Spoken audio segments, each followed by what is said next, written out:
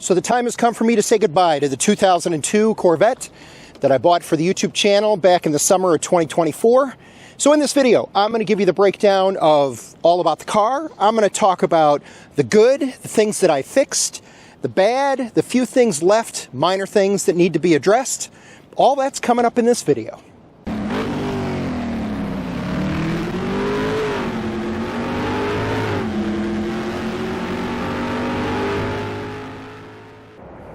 So let's begin with a disclaimer.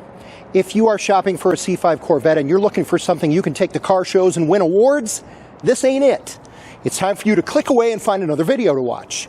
This is a 2002 Chevrolet Corvette with over 103,000 miles on it. I bought it out of a Honda dealership in Tampa, Florida in June of 2024. It had a little over 98,000 on it, so I put about 5,000 miles on the car. Yes, I did drive it the 1,200 miles home from Tampa, Florida. That turned into a bit of adventure. If you want to see that, that video can be found here on my YouTube channel.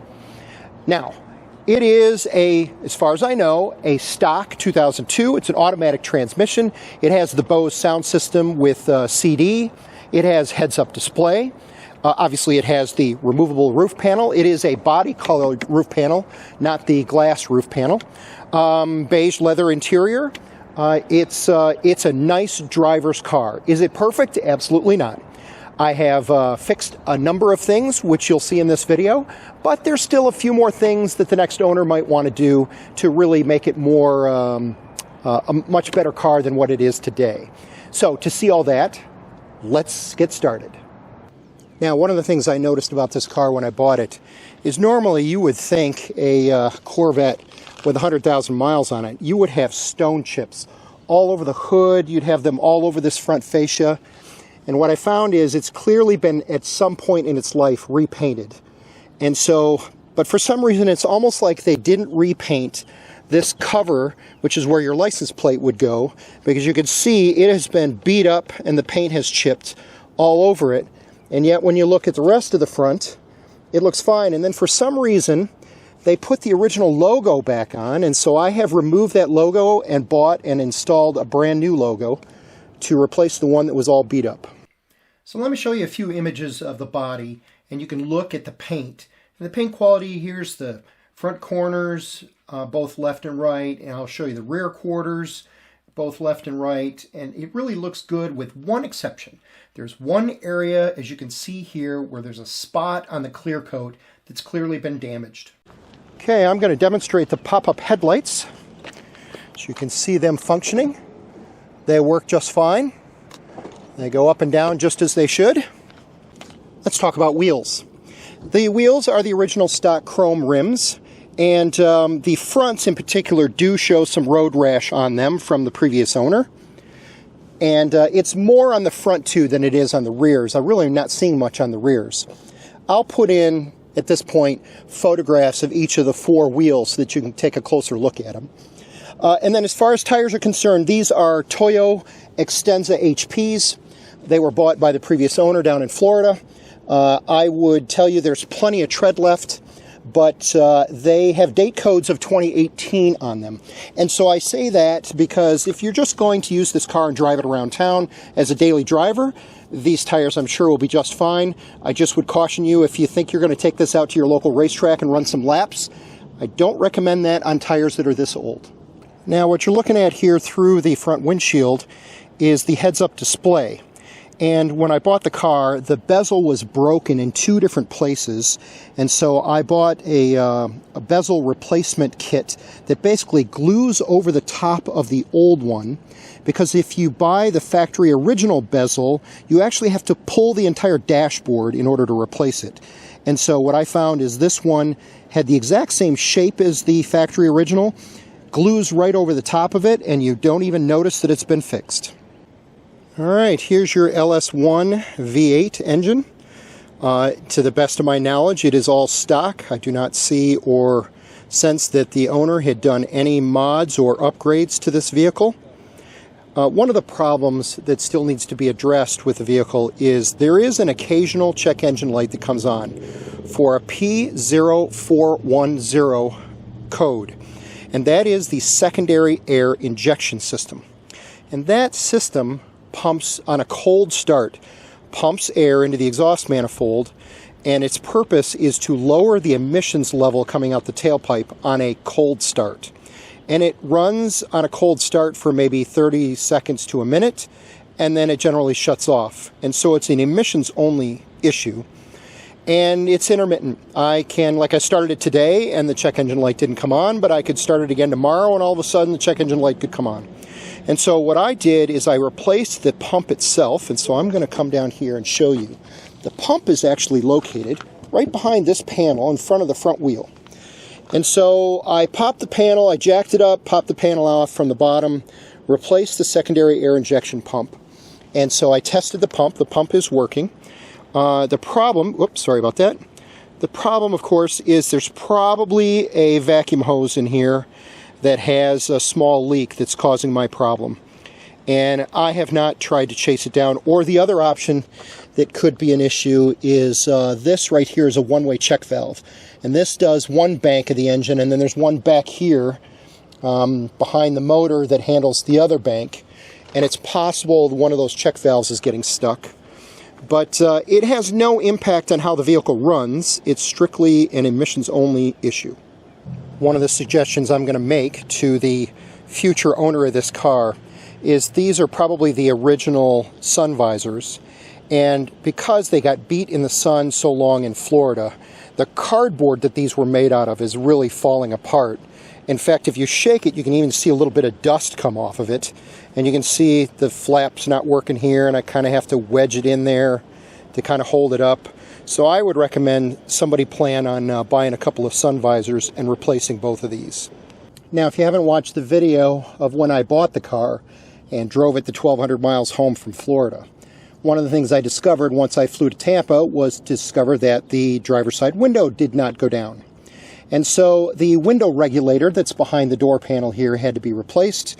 And so I have purchased and installed that, as well as replacing the power control mechanism here. Because that breaks, it just gets so old, the plastic just shatters when you try and pop it out. And so I bought a brand new one to put in. The one thing you'll notice when you're driving the car at night is because this one is brand new, as opposed to the one on the passenger door, is this will light up a little bit brighter than the one on the passenger door, which I assume is original. Now, it may be hard to judge in this video, but this being a Florida car for most of its life, and I'm sure the owner had the top off quite a bit, this cover over the airbag on the steering wheel is pretty faded. And so I looked into just replacing this plastic cover, and what I discovered was, oh no, it's affixed to the airbag. If you want to replace this, you're replacing the airbag as well. And no, it wasn't worth doing it for $800. Let's talk about this center glove box. So as you can see, I have bought this cover to put over it, and I really like it because it's got a pocket to stick your cell phone.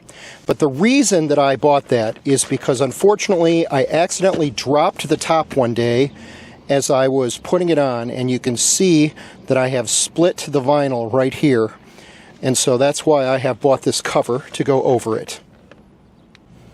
While I'm here, I should also mention that this latch mechanism for this center glove box was missing when I bought the car, and so I had to go out and buy a replacement latch to install that so that it locks properly.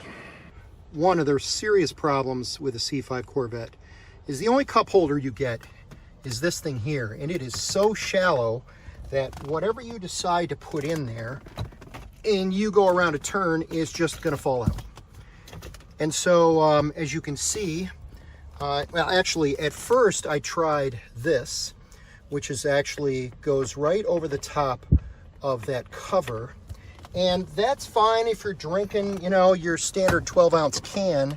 It will slide in there, and it does a fairly decent job. But it is too skinny to fit your 20-ounce bottle. It's not going to go in there at all. And so consequently, I bought this on Amazon, and this just slides up in there. There's no screws or anything you have to do to install it, and it is deep enough that your 20-ounce bottle will fit in there with no problem. And so that's included with the sale as well. This vehicle is equipped with a tilt and telescopic steering wheel. Well, the tilt mechanism is manual, and so if I pan the camera over here, you can see where the control is for that. and that works fine. The power telescope function is over here by the key. See if I can move the camera where you can see it. There we go. That's the button right there. But if I take my finger and try and move this button, you can see it's not functioning. I checked the fuse, it's not the fuse, it's got to be something else. So that's something the next owner will want to look into. Let's talk about the seats. The previous owner obviously had taken the time to have the seats refurbished, and so they look fantastic. Even this is a common area with this side bolster that always gets beat up with people getting in and out of the car. Still looks really nice. And so both seats have been done. Now, for some reason, when they refurbished the seats, they did not mount the power controls back here on the driver's seat. They actually Velcroed it to the floor underneath the seat, which I thought was really odd. And so one of the surgeries I had to do on the car was this seat had the typical C5 problem where the bushings had failed and it would shift. So you'd hit the brakes and you'd feel it shift forward, and you'd accelerate and you'd feel it shift back, and it's very annoying. And so I pulled the seat out, I installed the repair kit, which now fixes that problem, and I went out and bought this panel here, this bezel, this cover, and then I remounted the power controls back where they belong, and they work perfectly fine. All right, so when we look in the back, I'm going to open this compartment, the large one here in the center, and I'm going to show you what's underneath here. This is a Delco Electronics. I don't remember if this came from the factory mounted this way or whether this was a dealer installed option, but this is the 12-disc changer that came with the system.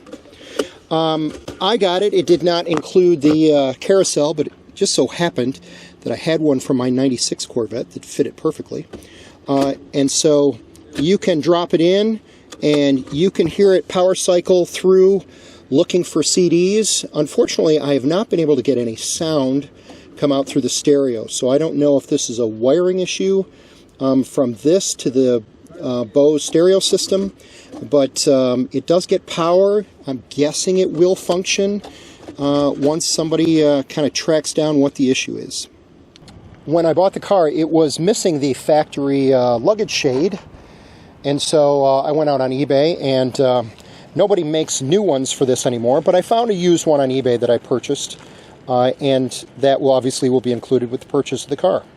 And that is the story of my 2002 Chevrolet Corvette that I have for sale. Right now, I've got it up on Facebook Marketplace.